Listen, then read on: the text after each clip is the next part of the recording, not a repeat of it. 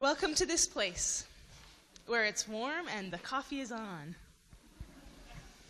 This week, there will be a formal apology to sexual and gender diverse people in Canada for past discrimination.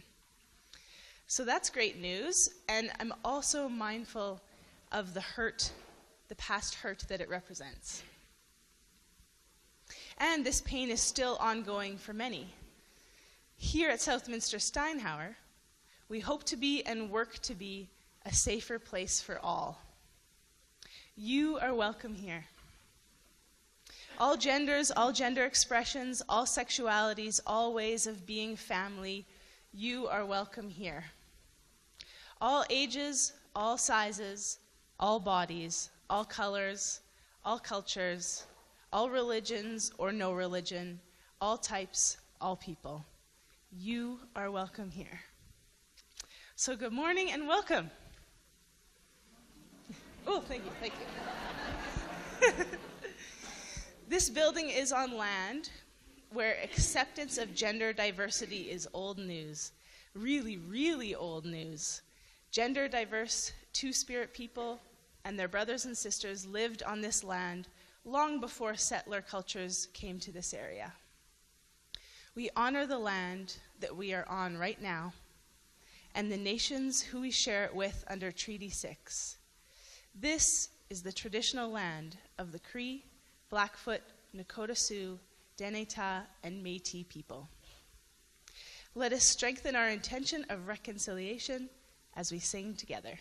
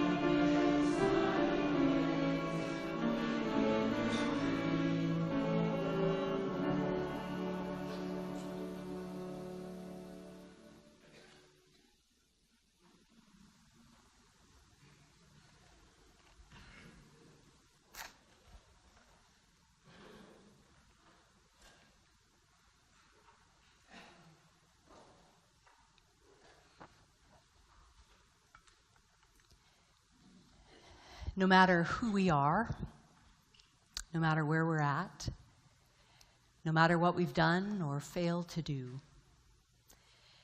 whether we're single or partnered or in between, young or old or in between, whether our skin is yellow or red or black or brown or white or shades in between, whether we're on top of the world or we're scraping bottom,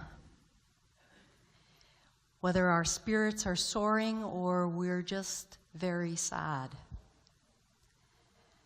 And whatever it is we find ourselves thinking or believing or wanting to believe or finding ourselves unable to believe, we are each of us bearers of light.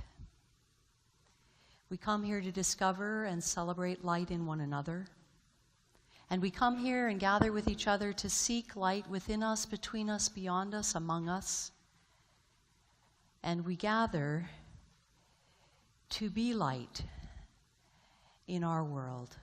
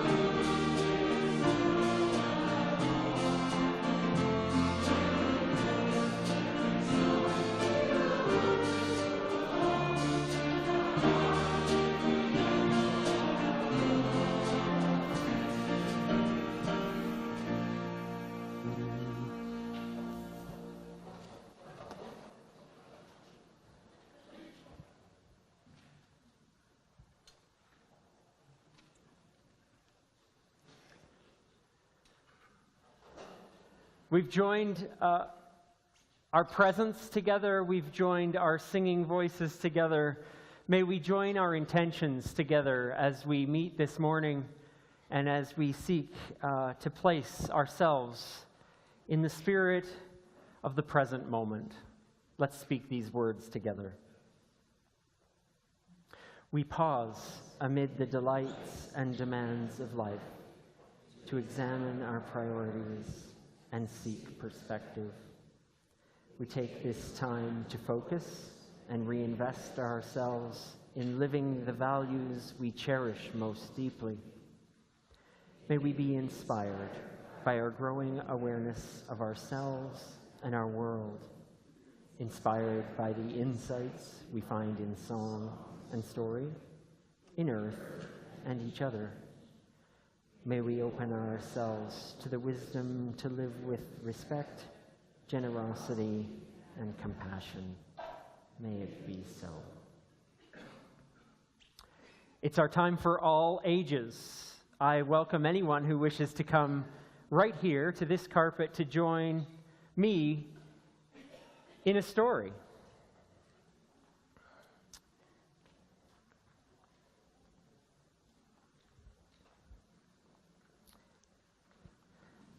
There's some taller ones. Now we'll wait for the smaller ones. It's a good story, I'm just saying.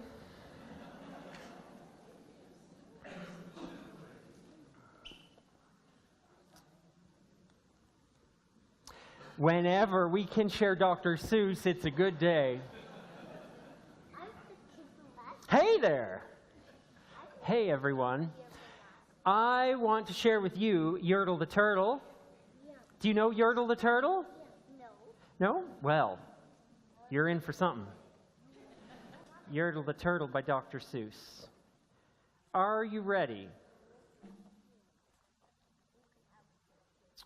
On the faraway island of Salamasond, Yertle the Turtle was king of the pond. A nice little pond. It was clean. It was neat. The water was warm. There was plenty to eat. The turtles had everything turtles might need, and they were all happy, quite happy indeed. They were until Yertle, the king of them all, decided the kingdom he ruled was too small. I'm ruler, said Yertle, of all that I see, but I don't see enough. That's the trouble with me. With this stone for a throne, I look down on my pond, but I cannot look down on the places beyond. This throne that I sit on is too low down. It ought to be higher, he said with a frown. If I could sit high, how much greater I'd be. What a king! I'd be ruler of all I can see. So Yertle the Turtle King lifted his hand, and Yertle the Turtle King gave a command. He ordered 9 turtles to swim to his stone and sing. And using these turtles, he built a new throne. He made each turtle stand on another one's back, and he piled them all up in a 9-turtle stack. And then Yertle climbed up. He sat down on the pile. What a wonderful view. He could see almost a mile. All mine, Yertle cried. Oh, the things I now rule. I'm the king of a cow. I'm the king of a mule. I'm king of a house, and what's more beyond that, I'm king of a blueberry bush and a cat. I'm Yertle the Turtle, oh marvelous me, for I am the ruler of all that I see. And all through that morning he sat there up high, saying over and over, a great king am I. Until long about noon, then he heard a faint sigh. What's that? Snapped the king, and he looked down the stack. And he saw at the bottom a turtle named Mac. Just a part of his throne, and this plain little turtle looked up and he said, Beg your pardon, King Yertle. I've pains in my back and my shoulders and knees. How long must we stand here, Your Majesty, please? Silence! The king of the turtles barked back. I'm king and you're only a turtle named Mac. You stay in your place while I sit here and rule. I'm king of a cow and I'm king of a mule. I'm king of a house. I'm king of a bush and a cat, but that isn't all. I'll do better than that. My throne shall be higher, his royal voice thundered. So pile up more turtles. I want about 200. Turtles, more turtles, he bellowed and prayed, and the turtles way down in the pond were afraid. They trembled, they shook, but they came, they obeyed. From all over the pond they came swimming by dozens, whole families of turtles with uncles and cousins, and all of them stepped on the head of poor Mac. One after another they climbed up the stack. Then Yertle the turtle was perched up so high he could see 40 miles from his throne in the sky. "Hooray!" shouted Yertle. "I'm king of the trees. I'm king of the birds, I'm king of the bees. I'm king of the butterflies, king of the air. Ah, me, what a throne, what a wonderful chair. I'm Yertle the turtle, oh marvelous me, for I am the ruler of all that I see." Then again from below in the great heavy stack came a groan from that plain little turtle named Mac. "Your Majesty, please, I don't like to complain, but down here below, we're feeling great pain. I know up on top you're seeing great sights, but down at the bottom we too should have rights. We turtles can't stand it. Our shells will all crack. Besides, we need food. We're starving," groaned Mac. "You hush up your mouth," howled the mighty King Yertle. "You've no right to talk to the world's highest turtle. I rule from the clouds, over land, over sea. There's nothing, no nothing that's higher than me." Oh, but while he was shouting, he saw with surprise that the moon of the evening was starting to rise. Up over his head in the darkening skies. "What's that?" snorted Yertle. "Say, what is that thing that dares to be higher than Yertle the king? I shall not allow it. I'll go higher still. I'll build my throne higher, and I can and I will. I'll call some more turtles. I'll stack them to heaven. I need about 5,607. But as Yertle the turtle lifted his hand and started to order and give the command, that plain little turtle below in the stack, that plain little turtle whose name was just Mac, decided he'd taken enough, and he had. And that plain little lad got a little bit mad, and that plain little Mac did a plain little thing. He burped. And his burp shook the throne of a king. The air and the birds and the bees, the king of a house, cow, and a mule. Well, that was the end of the Turtle King's rule. For Yertle, the king of all Salamasond, fell off his high throne and fell plunk in the pond. And today, the great Yertle, that marvelous he, is king of the mud. That's all he can see. And the turtles, of course, all the turtles are free, as turtles and maybe all creatures should be. Oh, there's Dr. Seuss. You can clap for a good story. Sure, why not? Just like Mac. Okay, so really quick, I want to talk about this great story. Things were not so great for all the ordinary turtles, were they? Could you imagine being in a stack, having your back stood upon by lots of others? And for a while they were okay. They thought, well, maybe we'll help out the king. They thought, okay, we'll help for a little bit. But what made them change their mind that this was great? Yeah? Yeah. Their backs started to hurt, more turtles came. They started to really get sore, and they were really hungry. They weren't even allowed to eat. So they noticed that the king was not being a nice king. They weren't being taken care of, right? They were not. And when we see unfair things, it's who knows what we'll do. But Mac had an idea. Remember that Mac guy at the bottom? Yeah. He spoke up. The first thing he did was he spoke, and he said, "Hey, king, we're suffering down here. We're not doing so good. We need help." That didn't work, did it? But he was very brave to speak to the king, wasn't he? Because even after the first time when he got yelled at, he spoke up again. And then he did this thing. You remember that? Yeah, he did this thing.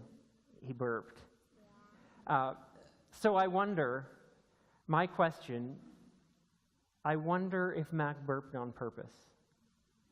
What do you think? I think what you're thinking. But I think he burped on purpose. You think he burped on purpose? Yeah. I think you might be right. I think that that was a way that he could do something to help his turtles, to help his brothers and sisters and cousins. Mm-hmm. So, this is a great story, but there's something to remember. And it's not to remember Yertle the turtle. It's to remember Mac the turtle. I want us to remember Mac, because when we see unfair things, when we see things that are unfair, and there's unfair things all over the place, at school and even in our family sometimes there's unfair things. When we see unfair things, unjust things, let's always try to make things better. That's what Mac tried to do. He tried to make things better. And that is a great lesson.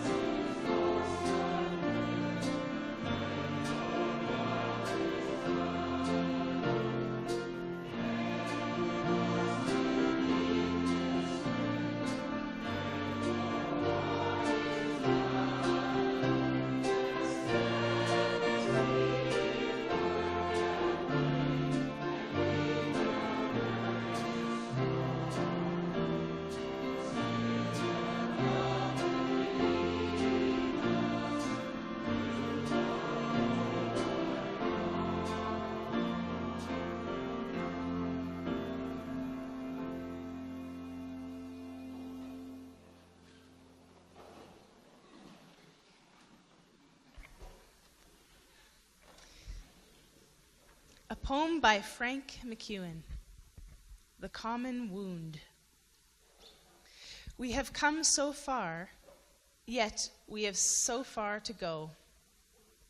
Before we will see the road that brought us here, with true eyes and open hearts.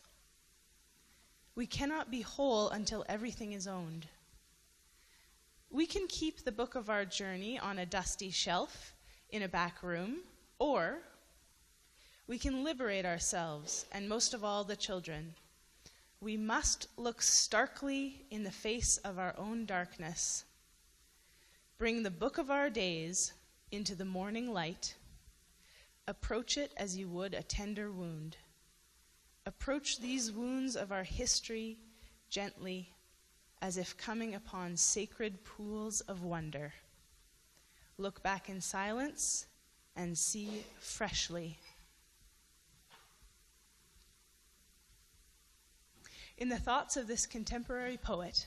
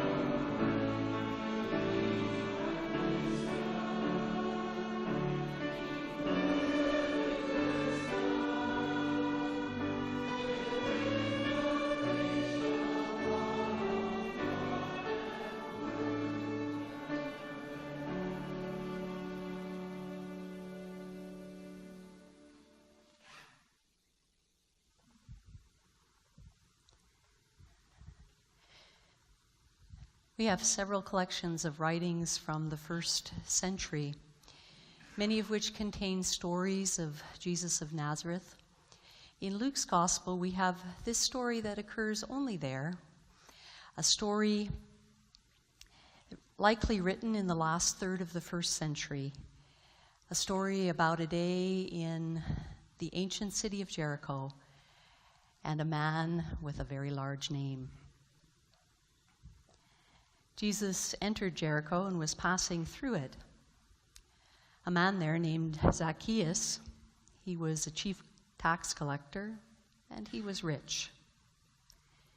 He was trying to see who Jesus was, but because of the crowd, he couldn't. He was short.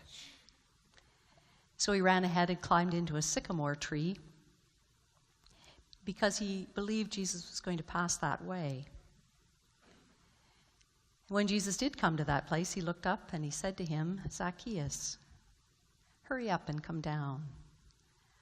I must stay at your house today." So he hurried down and was happy to welcome him. And everyone who saw it began to grumble, and they said, "Look at that, he's gone to be the guest of one who is a thief." But Zacchaeus stood there and he said to Jesus, "Look, half of my possessions I'll give to the poor. And if I've defrauded anyone, I'll pay them back 4 times as much." Jesus responded to him, "Today, wholeness has come to this house." This is a story passed down to us from the 1st century.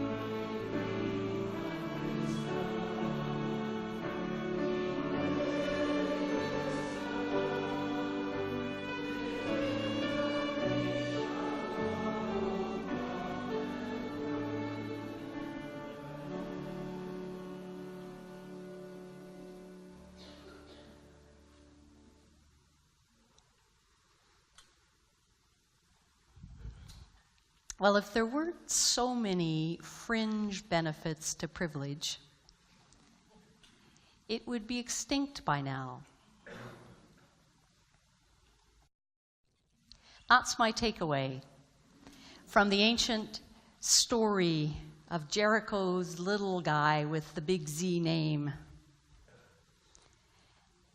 And if you happen to have been a child in the church in the 50s or 60s, maybe even into the 70s, you know how to pronounce his name because you learned a little jingle that would occupy a certain number of brain cells until you die.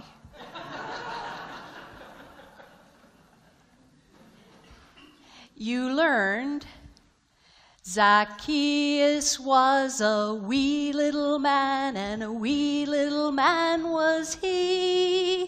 He climbed up in a sycamore tree, for the Lord he wanted to see. And when the Savior passed this way, he looked up in the tree, and he said, Zacchaeus, you come down. For I'm going to your house today. For I'm going to your house today. For tea. That was the California variation.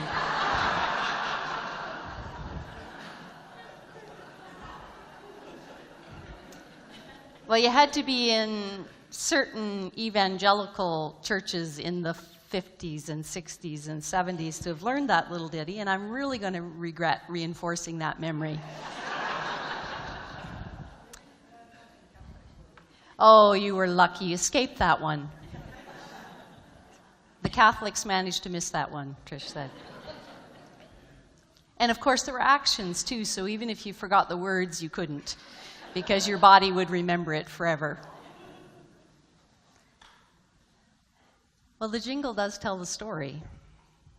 It is about a short guy climbing up into a tree to see Jesus. And it is about Jesus becoming the guess who's coming to dinner, Mrs. Zacchaeus. But that cute little ditty does somehow manage to disguise an entire narrative of confronting privilege. Because Zacchaeus wasn't so much a wee man as he was a small man. He was small in stature and he was small in character. He was short on integrity and he was shy of centimeters.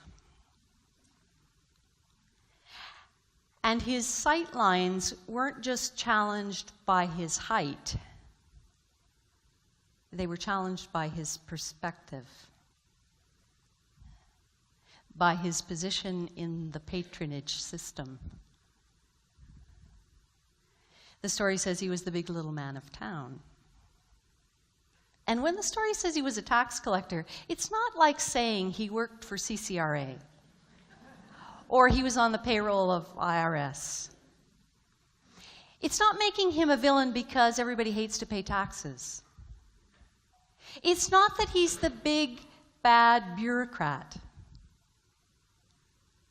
It's that he is the very face of a system of corruption and advantage. Because taxation in Roman-occupied Palestine was the ultimate pyramid scheme. Each level is scamming and skimming off those on the rungs below. He was highly successful in the most corrupt system in Roman-occupied Palestine. The story says he was rich. To become wealthy when you're working as a tax collector means you have to be extremely successful in exploiting and extorting, because you not only have to raise your own salary by charging your fellow citizens the tax the emperor wants, but then you have to grease the hand of your superior, and then the only way to get rich to line your own pockets is to take yet a little bit more.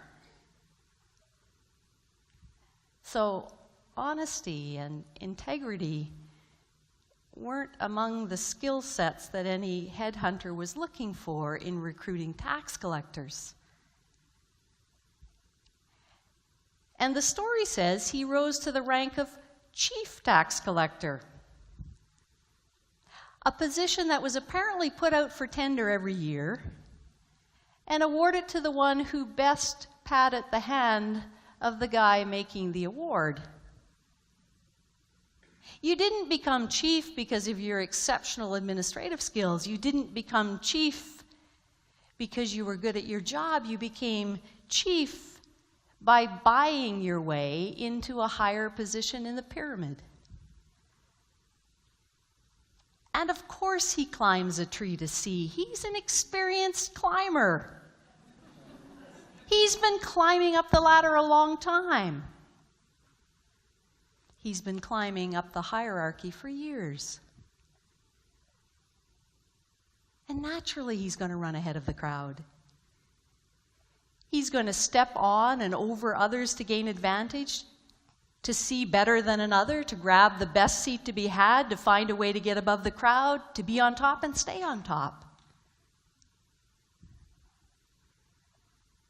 Because he wants to see this guy who's threatening his position in the pyramid, giving the peasants dreams of the poor inheriting the earth, inviting them to think that the first might become last and the last might become first. That the guy who works just the last hour of the day might get an equal and living wage with the ones who've worked all day. Of course he wants to see this guy who's exposing the pyramid and inspiring visions of a shared table in its place. A table where everyone would have a seat. Everyone. Women, children, even Gentiles. The table was the most segregated place in his society. And some guy's coming to town who wants to dismantle the system of privilege and segregation. Of course he wants to see this guy who's threatening his feathered nest and his cherished place in the social order. And the story sets us up for a showdown. We're expecting Jesus to rant about the corruption and the collaboration with the Roman occupation that Zacchaeus is helping perpetuate. We're waiting for him to express outrage about the inequities of robbing people of their land and stealing their bread and their hope. We're expecting Zacchaeus to be shamed and blamed.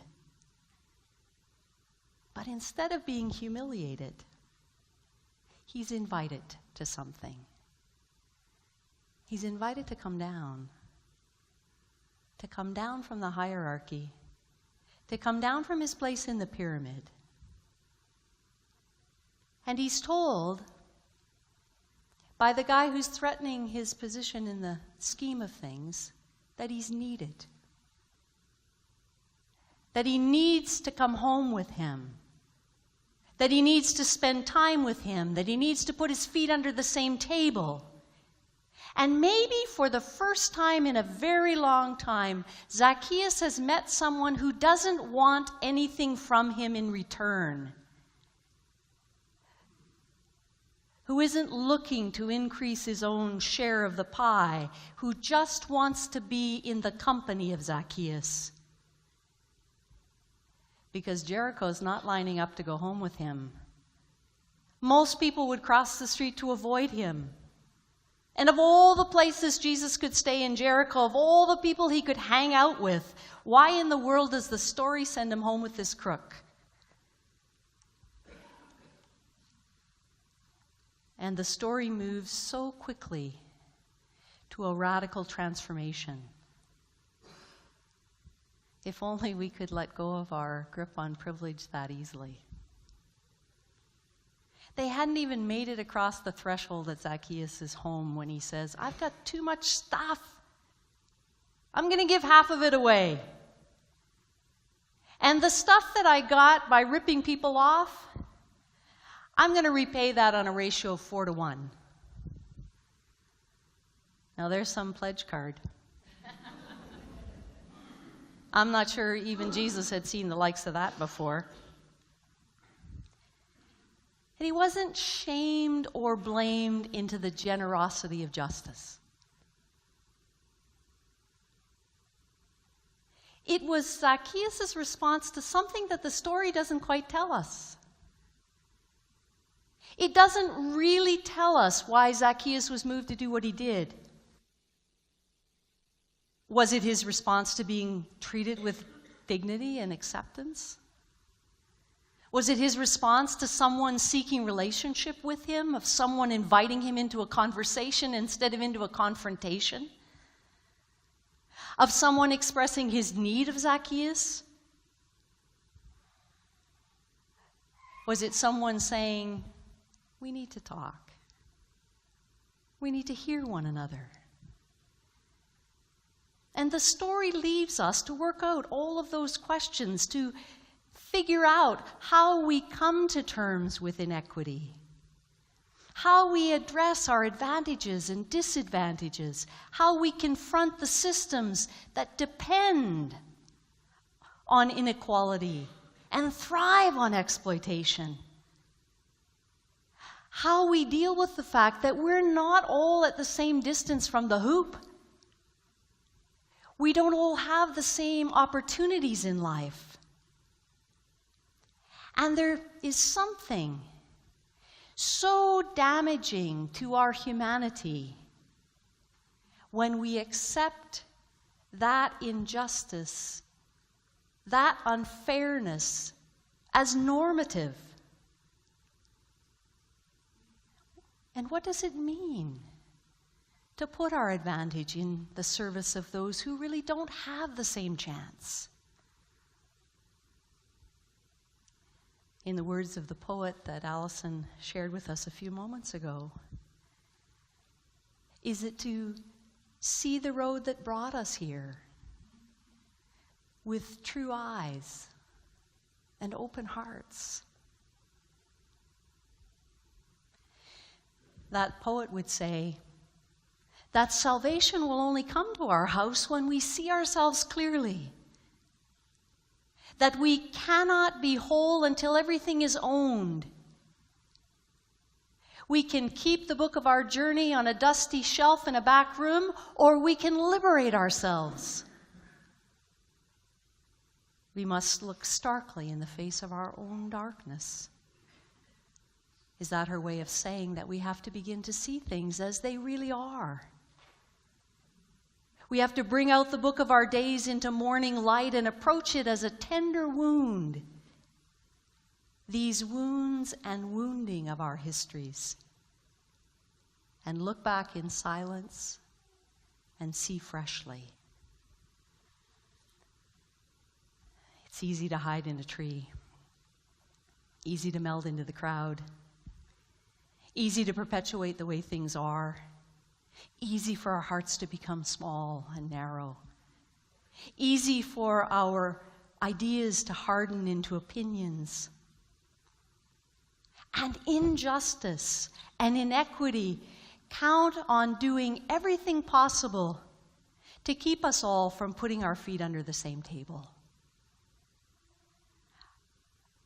Obsessions with security and prosperity, the things that make us quick to label one another, count on keeping us isolated from each other, from having those conversations in which we would discover our common humanity, sharing our common fears and aspirations. We stand in a time that invites us to know that salvation doesn't come to our house until it comes to every house. That saving ourselves from the pyramid and finding one another at the table requires something of us. It will disturb our arrangements and our assumptions. It will risk showing us things we'd rather not see. But this is our time to pause with one another and think about where the generosity of justice could lead us. What liberating ourselves from privilege might require. and what it might mean to come down and sit together in a way that leads us to stand together, to stand with and for one another.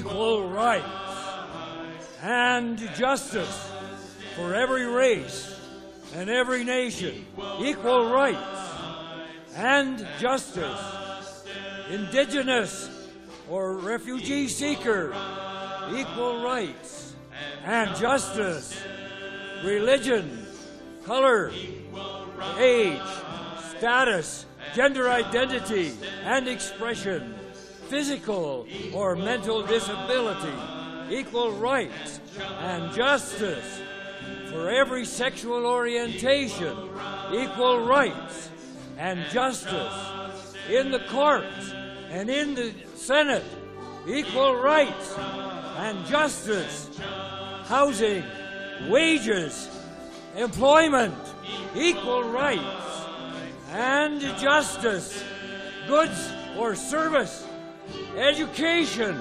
equal rights and justice, here at home and everywhere, equal rights and justice.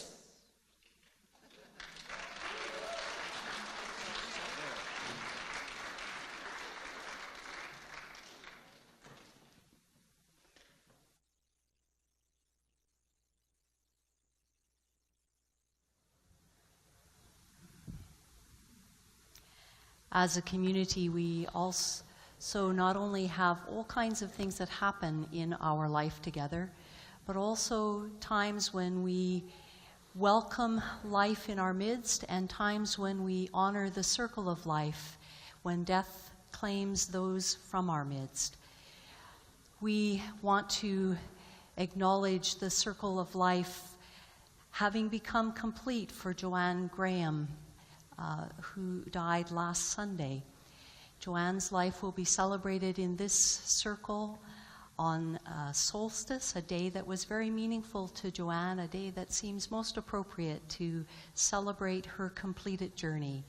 Joanne was a wife, a mother, a singer, a seeker, one who found deep spirituality in the symbol of the labyrinth. And as has become our recent tradition, we want to pause and affirm something as we bring to our attention the completed circle of someone's life. So each memorial service, we conclude that service with particular words that affirm the light that we bring into the world, and we affirm by saying, "Safe in the undying light of love." We want to sing our affirmation as we acknowledge Joanne's transition and want to hold her light with us and welcome all of you to come on the 21st of December at 1 o'clock in the afternoon to celebrate her life. So we sing those words that we always say to one another.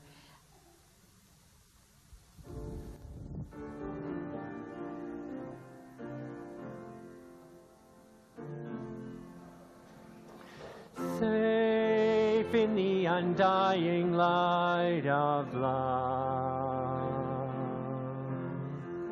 Safe in the undying light of love. Safe in the undying light of love. Safe in the undying light of love. All our laughter, all our grief, all our stories, all our joy, the one we now remember, the ones for whom we care. Safe in the undying light of love. Safe in the undying light of love.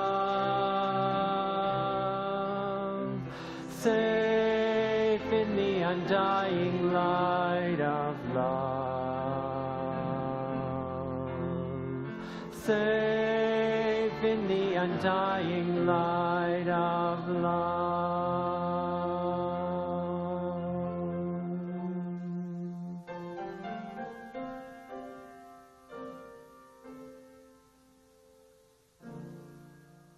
As a spiritual community, we are honored to take our place as a teaching community, welcoming Allison Brooks Starks as our student minister. She has been with us since October and will serve with us until May of next year. And in this diaconal ministry field placement, in which Alice will focus on spiritual care, she will continue to offer us herself, her wisdom and experience, her new ideas, and her compassionate presence. We have welcomed her. Many of us are getting to know her, but today we covenant with Allison. We make special commitments to one another as community, as leaders, and as student. So during this 8-month relationship, Nancy and Chris will serve as Allison's field placement supervisors, and a group of congregational members serve as her local support committee. And they are Bill and Sandy Robertson, Carmen Dufresne, Donna Hodgins, Sean Gray, Kavita Sundar, and myself. I invite Allison and Nancy and Chris and this committee now to covenant with each other and with all of us around this table.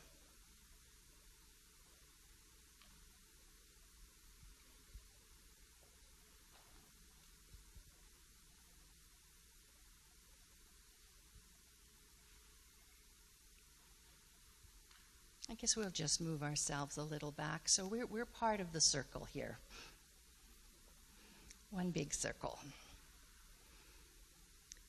So, Allison, we celebrate with you your willingness to participate in our shared work in the life of this community. Will you share in the life of this congregation, minister and be ministered to, learn and encourage learning, challenge and be challenged? In the spiritual care you offer and receive, will you seek to live with an open heart, open to the spirit of life that is within you and beyond you, open to the wounds and to the joys of all you will meet and encounter? Will you accept the support and the encouragement of this your spiritual community and the colleagues with whom you will explore during this time? Nancy and Chris, will you support Allison in her learning and growth? Do your best to offer your own gifts and skills in mentorship and leadership, open to mutual learning and growth, and work cooperatively in this relationship together to serve SSUC.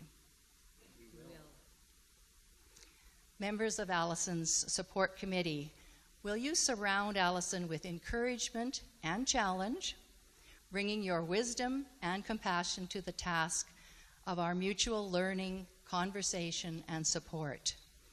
We will. And now to the congregation. Community of Southminster Steinar United Church. We are a unique expression of spiritual community with so many gifts, rich diversity. We seek to live in step with a positive vision and the highest values for living. In this covenanting with each other, will you walk with Allison? Yeah. Will you talk with Allison?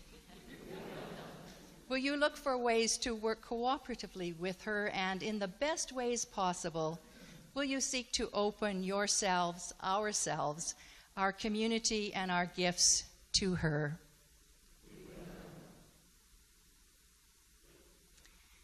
Allison, may you be strengthened and enriched by your time with us. May we learn from each other and listen and care for one another. May you meet people and situations that encourage your spirit and your skills to evolve. The love and the support of this community will be with you each and every day.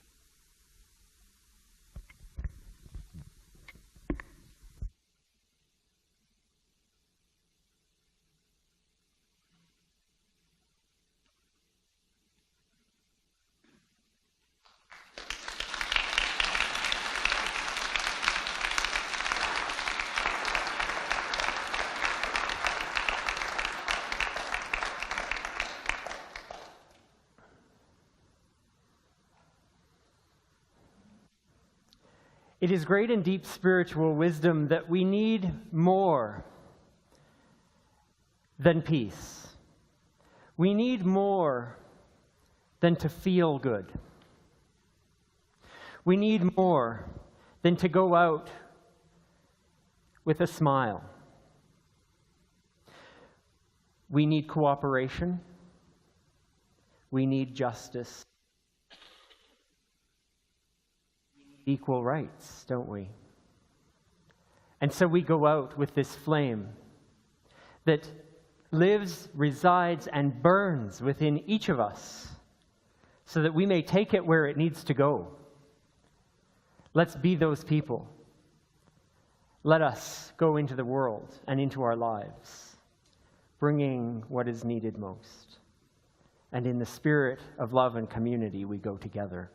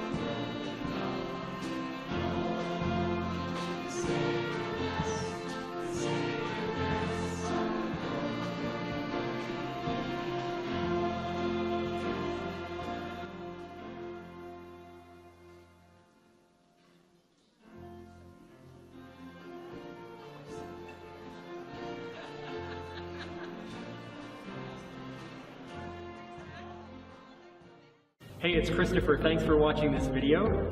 If you want to watch last week's video, click this button right here. If you can manage it and can donate to SSUC to help us continue this video page, click right here. And for any information that you want about SSUC and our programs, visit our website right there.